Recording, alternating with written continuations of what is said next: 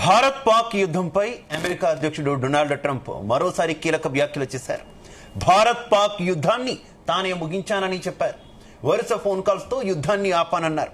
భారత్ పాక్ ఒకరినొకరు పోరాడితే ఎలాంటి వాణిజ్య ఒప్పందం చేసుకోమని తేల్చి చెప్పామన్నారు. ప్రధాని మోదీకు గొప్ప స్నేహితుడంటూ తెలిపారు ట్రంప్. భారత్ పాకిస్తాన్ల మధ్య అణుయుద్ధాన్ని తానే ఆపానని ఇప్పటికే చాలాసార్లు ప్రకటించిన అమెరికా అధ్యక్షుడు ట్రంప్ తాజాగా మరోసారి అవే వ్యాఖ్యలు చేశారు. నెదర్లాండ్స్ లోని హేగే లో నాటో శిఖరాగ్ర సమావేశం జరిగింది. అందులో పాల్గొన్న ట్రంప్ అనంతరం విలేకరులతో మాట్లాడారు.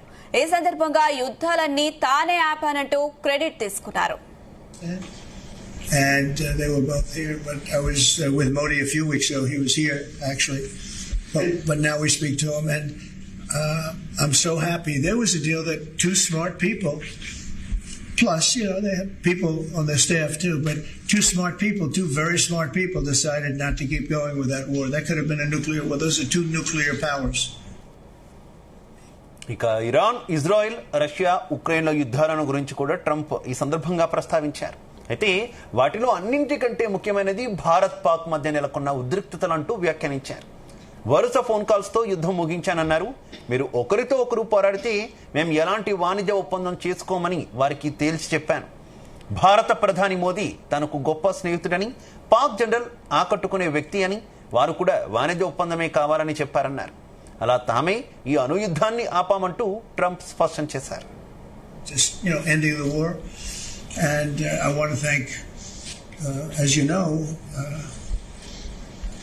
Prime Minister Modi just a little while ago, and we're working a trade deal with India, we're working a trade deal with Pakistan. కాగా భారత్ పాక్ల మధ్య జరిగిన కాల్పుల విరమణ ఒప్పందంలో అమెరికా ప్రమేయం ఏమీ లేదని మోదీ ఇటీవల తేల్చి చెప్పిన సంగతి తెలిసిందే. ఇది రెండు దేశాల సైన్యం చర్చలు జరిపి తీసుకున్న నిర్ణయమని, ఇందులో మధ్యవర్తి ఎవరూ లేరని స్పష్టం చేశారు. ఇదే విషయాన్ని తాను స్వయంగా అమెరికా అధ్యక్షుడికి ఫోన్లో చెప్పానని ప్రధాని తెలిపారు. ఆ తర్వాత ట్రంప్ కూడా ఈ ఒప్పందంలో తన జోక్యమేమీ లేదని, 6 దేశాలే ఉద్రిక్తతలను పరిష్కరించుకుంటున్నాయని వ్యాఖ్యానించారు. ఈ క్రమంలో ట్రంప్ మరోసారి క్రెడిట్ తీసుకోవడం గమనార్హం.